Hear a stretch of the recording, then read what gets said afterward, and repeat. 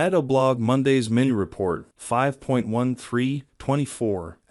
You should definitely check out our coverage tonight on Cohen's testimony, starting at 8 Eastern. Key witness Michael Cohen is testifying today about paying adult film actress Stormy Daniels during the 2016 presidential campaign to keep her quiet about her alleged affair with then-candidate Donald Trump. Prosecutors have been preparing Cohen, Trump's former lawyer and fixer, for this moment for more than a year.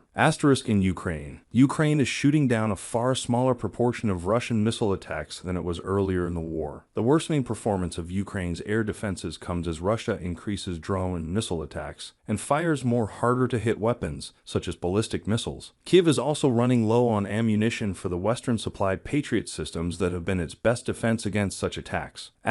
In related news, Sergei Shoigu seemed to have survived. The man leading Vladimir Putin's war in Ukraine was looking relaxed just last week as he appeared in uniform at the Russian leader's 5th inauguration ceremony and then at Moscow's annual Victory Day parade. But on Sunday he was removed as defense minister, the post he had held on to for more than a decade despite a rebel mutiny, a corruption scandal, and a calamitous start to the full-scale invasion of Russia's neighbor. In Gaza, the Israeli military intensified its attacks on northern Gaza on Monday, battling a regrouped Hamas in areas it said it had cleared and renewing questions over Israeli strategy in the war as the United States issued some of its harshest public criticism yet.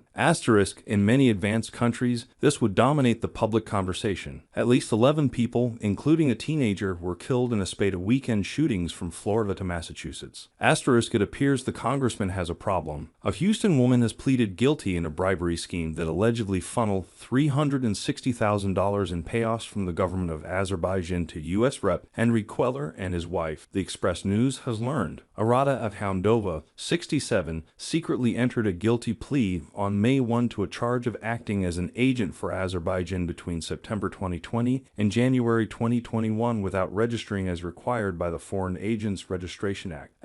What an unusual mess. Former aides to Rep. Nancy Mace, RSC, vehemently disputed her claims that they sabotaged her office by hacking her phone, mismanaging the office budget, spying on her children, and trying to destroy electronic devices with water.